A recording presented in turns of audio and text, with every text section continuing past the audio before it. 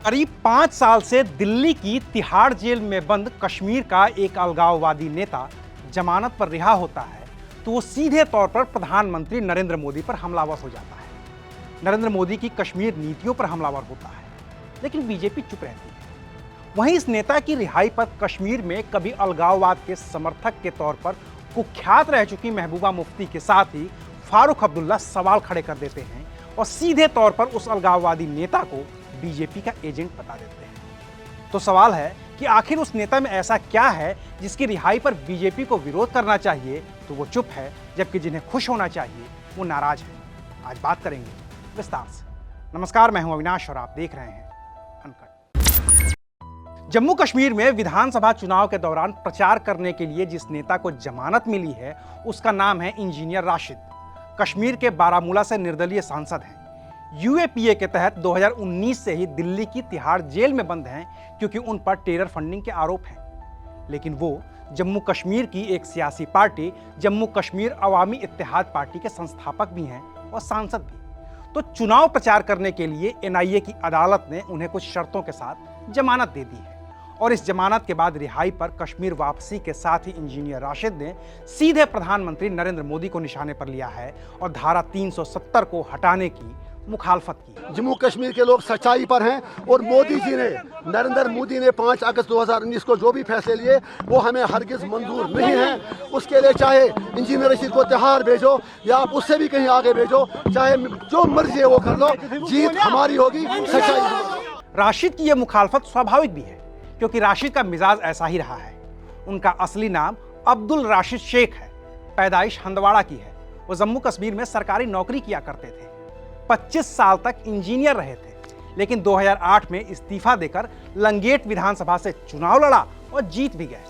फिर 2014 में भी वो लंगेट से ही विधायक बने। 2019 में लोकसभा का चुनाव हार गए और 2024 में बारामूला लोकसभा से फिर से चुनाव लड़ा तो जीत गए, और वो भी तब जब वो जेल में बंद थे। तो जाहिर है कि इंजीनियर राशिद को प्रधानमंत्री मोदी के खिलाफ होना ही था, तो वो प्रधानमंत्री मोदी के खिलाफ हैं। और जम्मू कश्मीर के लोगों को इंसाफ की लड़ाई में कामयाबी मिलेगी। लोग यूनाइटेड हैं। मोदी जी के नया कश्मीर का जो सो कॉल्ड विजन है वो पूरा धड़ाम के नीचे गिर जाएगा। लेकिन राशिद की इस मुखालफत को भी जम्मू कश्मीर के दो बड़े नेता फारूक अब्दुल्ला और महबूबा मुफ्ती बीजेपी के मददगार के तौर पर देख रहे हैं। अब फारूक अब्दुल्ला की तो बात समझ में आती है क्योंकि इंजीनियर राशिद ने 2024 के लोकसभा चुनाव में बारामूला से जो जीत हासिल की है वो जीत उन्हें फारूक अब्दुल्ला के बेटे, नेशनल कॉन्फ्रेंस के उपाध्यक्ष और जम्मू कश्मीर के पूर्व मुख्यमंत्री रह चुके उमर अब्दुल्ला को हराकर की है। तो अब्दुल्ला परिवार का तो दर्द समझ में आता है। वो भी फूल की बात करेंगे जिन्होंने उनको छोड़ा है। वो तो चाहते ही हैं कि यहाँ मुसलमानों के टुकड़े हों, उसमें शामिल हैं वो उनके साथ। लेकिन अब्दुल्ला परिवार से ज्यादा डरी हुई महबूबा है, और इसकी वजह यह है कि महबूबा की राजनीति और इंजीनियर राशिद की राजनीति लगभग एक जैसी है। दोनों ही अलगाववाद की भाषा बोलते रहते हैं। महबूबा भी 370 का खुले तौर पर विरोध करती हैं और इंजीनियर राशिद भी। ऐसे में इंजीनियर राशिद बाहर आकर अपने भाई खुर्शीद अहमद के लिए उसी लंगेट सीट पर प्रचार करने जा रहे हैं जहां से वो खुद भी 2 बार विधायक रह चुके हैं। इसके अलावा और भी 21 सीटें हैं जहां पर इंजीनियर राशिद की पार्टी चुनाव लड़ रही है, और इनमें न सिर्फ घाटी की सीटें हैं बल्कि जम्मू की भी हैं। लिहाजा इंजीनियर राशिद की पार्टी को जो वोट मिलेंगे वो या तो नेशनल कॉन्फ्रेंस से कटकर मिलेंगे या फिर महबूबा मुफ्ती की पीडीपी से, और इसका सीधा फायदा भारतीय जनता पार्टी को होगा। लिहाजा महबूबा मुफ्ती परेशान है। देखिए, शक तो होता है क्योंकि अभी तक उनको रिलीज नहीं किया। इलेक्शन आपने देखा होगा कि जो जेलों में हमारे नौजवान हैं उनके माँ बाप उनसे मिलने नहीं देते, उनको किसी किस्म की आसाइश नहीं दी जाती है।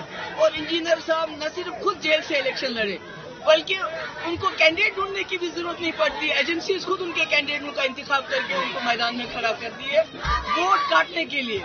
तो इतना पैसा कहाँ से आता है? हमारे पास तो हमारे कैंडिडेट्स के पास कोई, उनके पास इतना पैसा कहाँ से आता, गाड़ियाँ कहाँ से आती है? वो तो कुछ जेल में थे, ये कैंडिडेट किसने खड़े किए? तो ये सोचने वाली बात। और इन सभी बयानबाजी के बीच भारतीय जनता पार्टी चुप है। उसको इंतजार है एंटी बीजेपी वोटों के नेशनल कॉन्फ्रेंस, पीडीपी और राशिद इंजीनियर के बीच बंटने का, ताकि पार्टी न सिर्फ जम्मू में बल्कि घाटी में भी अपना जनाधार बढ़ा पाए और इसी वजह से सबसे ज्यादा परेशान नेशनल कॉन्फ्रेंस के अब्दुल्ला और पीडीपी की महबूबा हैं, क्योंकि इंजीनियर राशिद अब अपने चुनाव में बार बार कह रहे हैं कि न तो कभी फारूक या उमर को कश्मीर की आवाम के लिए जेल काटनी पड़ी और न ही महबूबा या उनके पिता मुफ्ती मोहम्मद सईद को, लेकिन इंजीनियर राशिद कश्मीर की आवाम के लिए पिछले 5 साल से जेल में बंद है। मैं जेल में 5.5 साल, मैं फिर कहता हूँ, तिहाड़ का एक एक दिन, तिहाड़ का नाम ही काफ़ी है। मैं वहाँ पर 3-4 साल मैंने वहाँ पर मजदूरों की तरह काम भी किया। You can go and check the records. I would get 5,200 रुपया मुझे हर महीने की सैलरी भी मिलती थी।